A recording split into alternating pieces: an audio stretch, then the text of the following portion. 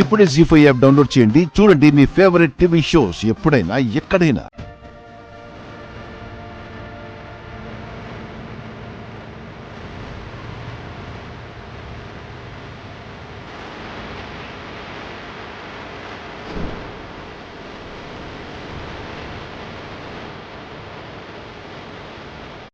పెద్దబొట్టమ్మా, మొహం ఎందుకు అలా అయిపోయింది? పిండి ముద్దగా మారిన నన్ను దురందర పట్టుకెళ్ళి చపాతీ చేసి వేడి పెనం మీద వేసింది కదా నైని. కాలినందుకు ఇలా అయింది. అయ్యో పాపం, పిండిని వెనక్కి తీసేసుకుందామంటే ఇంట్లో వాళ్ళకి అనుమానం వస్తుందని ఆగిపోయాను. చూసావా, ఉలూచీ కోసం నువ్వు ఆరాట పడితే ఎంత అనర్థం జరుగుతుందో. అలాగని బిడ్డని దగ్గరకు తీసుకోకుండా ఉండగలవా చెప్పు? కాల్తే కాలిందిలే. అలా అని ఇలాగే ఉంటావా?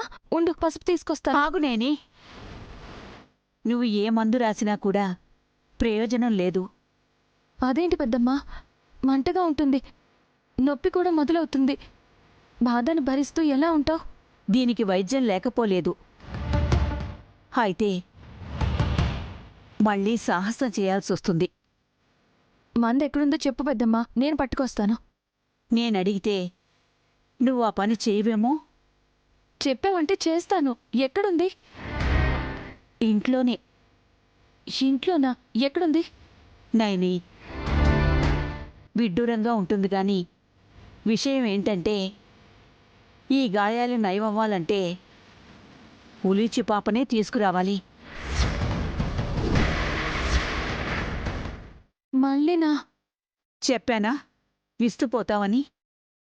అది కాదు పెద్దమ్మా, ఉలుచి పాప కోసం నువ్వు వచ్చావని తెలిస్తేనే మా చెల్లెలు ఏం చేస్తుందో అని కంగారుగా ఉంటే మళ్ళీ ఆ పాప వల్లే నీకైన గాయం పోతుంది అంటున్నావు. అలా రాసిపెట్టుంది నైని, దాన్ని ఏమార్చలేము. నిజంగా ఇది సాహసమే. చెల్లికి నువ్వు కనపడకూడదని ఆ అమ్మవారి దగ్గర ముగ్గేసే పిండిని నీ మీద చల్లితే ఆ తర్వాత ఏం జరిగిందో నీకు తెలుసు. మొహం కారడానికి కారణం కూడా అదే. జరిగిందేదో జరిగిపోయింది. జరగాల్సిందేంటో చూడు.